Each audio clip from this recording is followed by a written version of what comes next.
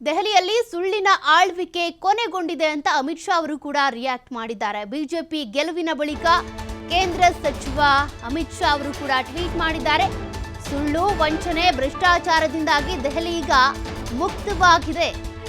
ಸುಳ್ಳು, ವಂಚನೆ, ಭ್ರಷ್ಟಾಚಾರ ಇದೆಲ್ಲವೂ ಕೂಡ ಈಗ ದೆಹಲಿಯಲ್ಲಿ ಇರೋದಿಲ್ಲ. ಕೊಟ್ಟ ಭರವಸೆ ಈಡೇರಿಸದವರಿಗೆ ದೆಹಲಿ ಜನ ಸರಿಯಾದಂತ ಪಾಠ ಕಲಿಸಿದ್ದಾರೆ. ಇದು ದೇಶದಾದ್ಯಂತ ಸುಳ್ಳು ಭರವಸೆ ನೀಡುವವರಿಗೆ ಉದಾಹರಣೆ ಆಗಲಿ.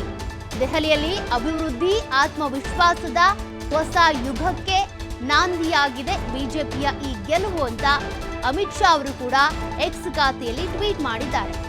ಎಷ್ಟೇ ಭರವಸೆ ಕೊಟ್ಟರೂ ಕೂಡ ಆ ಭರವಸೆ ಈಡೇರಿಸಿಲ್ಲ ಅಂದ್ರೆ ಅಂತ ಪಕ್ಷಕ್ಕೆ ಜನರು ಯಾಕೆ ವೋಟ್ ಮಾಡಬೇಕು? ಹಾಗಾಗಿ ಈಗ ಆಪ್ ದೆಹಲಿಯಿಂದ ವಾಶೌಟ್ ಆಗಿದೆ.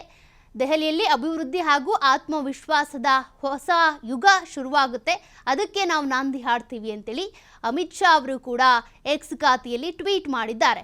ಬಿಜೆಪಿ ಭರ್ಜರಿಯಾಗಿ ಗೆಲುವು ಕಂಡಿರೋದ್ರಿಂದ ಆಪ್ ಕೊಟ್ಟಂತ ಯಾವ ಭರವಸೆಯನ್ನು ಕೂಡ ಈಡೇರಿಸಿಲ್ಲ.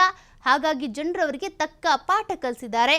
ಭ್ರಷ್ಟಾಚಾರ, ಸುಳ್ಳು ಇರ್ಬೋದು, ಇವೆಲ್ಲದರಿಂದ ದೆಹಲಿ ಮುಕ್ತವಾಗಿದೆ ಅಂತೇಳಿ ಅಮಿತ್ ಶಾ ಅವರು ಟ್ವೀಟ್ ಮಾಡಿದ್ದಾರೆ.